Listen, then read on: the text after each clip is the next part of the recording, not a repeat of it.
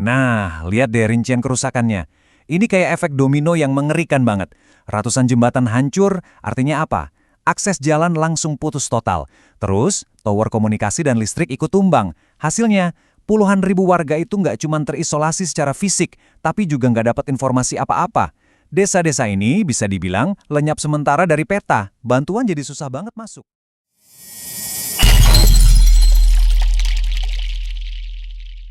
Belakangan ini Pulau Sumatera sebagian besar lumpuh karena bencana yang luar biasa dahsyat. Tapi ini bukan sekedar cerita soal hujan deras loh.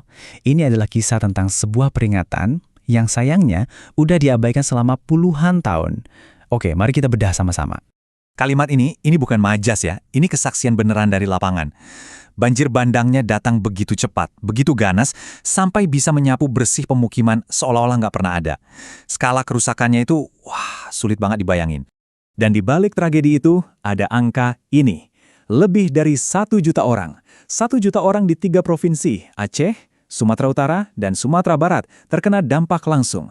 Bayangin, mereka kehilangan rumah, harta benda, harus ngungsi, bahkan ada yang terisolasi total. Nah, angka ini yang paling bikin sesak. Setidaknya, 48 nyawa udah dikonfirmasi meninggal. Tiap angka di sini itu bukan cuma statistik, tapi sebuah keluarga yang berduka. Ini harga mahal dari bencana yang mungkin sebetulnya bisa kita cegah. Oke, ini pertanyaan utamanya. Kenapa sih ini bisa sampai terjadi? Apa ini murni karena alam lagi marah dan kita nggak bisa apa-apa? Atau jangan-jangan ada alasan lain yang lebih dalam yang akarnya justru dari keputusan-keputusan yang kita buat sendiri? Sekarang coba kita lihat dulu deh seberapa parah sebetulnya bencana ini. 3 provinsi itu lumpuh total. Sebuah area yang luasnya kalau digabungin itu lebih besar dari seluruh Pulau Jawa. Jadi ini bukan banjir lokal biasa, ini kelumpuhan skala regional.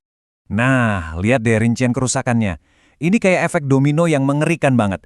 Ratusan jembatan hancur, artinya apa? Akses jalan langsung putus total. Terus, tower komunikasi dan listrik ikut tumbang. Hasilnya, puluhan ribu warga itu nggak cuma terisolasi secara fisik, tapi juga nggak dapat informasi apa-apa. Desa-desa ini bisa dibilang lenyap sementara dari peta. Bantuan jadi susah banget masuk. Ya, memang. Pemicunya itu curah hujan yang super ekstrim. Hujan yang harusnya turun sebulan, ini tumpah cuma dalam beberapa hari. Tapi, kalau kita cuma nyalain hujan, itu sama aja kayak nyalain percikan api buat kebakaran satu hutan. Akar masalahnya jauh lebih dalam dari itu. Nah, buat ngerti akar masalahnya, kita harus paham konsep ini. Hutan sebagai spons raksasa. Inilah benteng pertahanan alami kita yang sayangnya udah lama hilang dari Sumatera. Jadi gini, hutan itu bukan cuma kumpulan pohon ya. Hutan itu sebuah infrastruktur alam yang sempurna. Jutaan akarnya itu kayak jaring yang mengikat tanah. Terus kanopinya yang lebat itu nahan laju air hujan. Biar airnya merasap pelan-pelan ke tanah, bukannya langsung ngelucur deras ke sungai. Cara kerjanya tuh keren banget. Hujan turun, nggak langsung menghantam tanah, tapi ditahan dulu sama dedaunan. Terus, airnya meresap pelan-pelan, ngisi lagi cadangan air tanah. Akar-akarnya yang kuat itu ngejagain tanah biar nggak longsor. Hasilnya, sungai jadi dapat pasokan air yang stabil dan terkendali, bukan gelombang banjir bandang yang mematikan. Sekarang, coba bayangin spons raksasa itu kita angkat dan buang. Apa yang terjadi? Pas hutan ditebang habis, nggak ada lagi yang nahan air. Hujan deras langsung menghantam tanah gundul, mengikis semuanya, terus meluncur deras ke sungai, bawa lumpur, batu, semua-muanya. Sungainya jadi dangkal, nggak sanggup nampung. Ya udah, airnya meluap, turun secepat-cepatnya, seganas-ganasnya. Terus pertanyaannya, siapa yang ngangkat spons raksasa itu? Jawabannya ada di model pembangunan yang kita pakai selama 50 tahun terakhir. Yuk kita lihat gimana semua ini bisa terjadi. Garis waktu ini nunjukin kalau bencana hari ini tuh bukan kejadian tiba-tiba. Ini adalah akumulasi kerusakan yang sistematis. Mulai tahun 70-an izin HPH besar-besaran dikasih. Hutan primer kita dibabat. Lanjut ke 90-an industri sawit dan tambang ekspansi gila-gilaan. Masuk era 2000-an otonomi daerah malah seringkali mempercepat kerusakan lewat izin-izin yang tumpang tindih. Dan sekarang, ya inilah hasilnya. Kita menuai bencana yang makin sering dan makin parah. Nah, sistem inilah yang disebut ekonomi ekstraktif. Cara berpikirnya simpel banget. Kruk sumber daya alam sebanyak-banyaknya buat untung jangka pendek dan tutup mata sama dampak lingkungannya.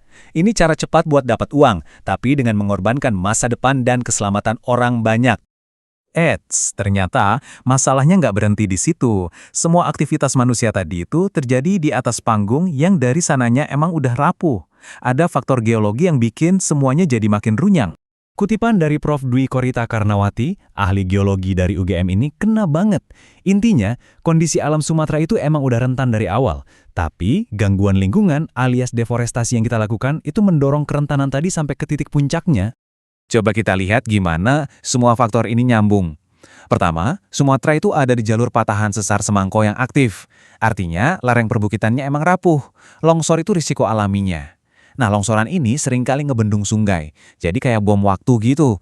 Begitu hujan ekstrim datang, bendungan alami ini jebol, dan boom, banjir bandang dahsyat. Dan poin terakhir ini yang paling fatal. Deforestasi itu menghilangkan benteng pertahanan terakhir yang seharusnya ngejagain lereng rapuh ini. Oke, setelah kita tahu masalahnya serumit ini, terus gimana dong? Apa kita pasrah aja sama siklus bencana ini? Kata para ahli sih nggak, ada kok jalan keluarnya. Kuncinya ada di sini. Kita harus mengubah total cara pandang kita. Kita harus berhenti ngelihat hutan cuma sebagai kayu yang bisa dijual. Kita harus mulai melihat hutan sebagai infrastruktur alam yang super penting buat keselamatan jangka panjang kita. Sama pentingnya kayak jalan tol atau jembatan.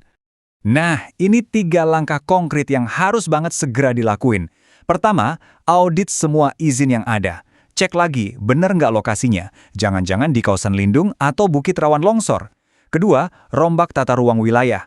Keselamatan warga harus jadi prioritas nomor 1. Titik. Dan yang ketiga, yang paling penting, tegakkan hukum seadil-adilnya. Jangan ada lagi izin yang cuma formalitas. Dan kita sampai pada inti dari ketidakadilan ini semua. Kalimat ini ngerangkum segalanya. Keputusan-keputusan yang jadi penyebab bencana ini bukan dibuat oleh orang-orang yang sekarang rumahnya hanyut dan hilang. Izin-izin itu ditandatangani di ruangan ber-AC yang nyaman jauh dari lokasi bencana. Tapi akibatnya, rumah yang hancur, keluarga yang terpisah, masa depan yang hilang, itu semua ditanggung sama mereka yang suaranya nggak pernah didengar pas keputusan itu dibuat. Jadi, pada akhirnya, kita semua dihadapkan pada pilihan. Mau terus-terusan dengan cara lama yang merusak dan cuma nunggu bencana berikutnya datang, atau kita berani bongkar akar masalahnya dan membangun kembali hubungan kita dengan alam? Jawabannya ada di tangan kita semua.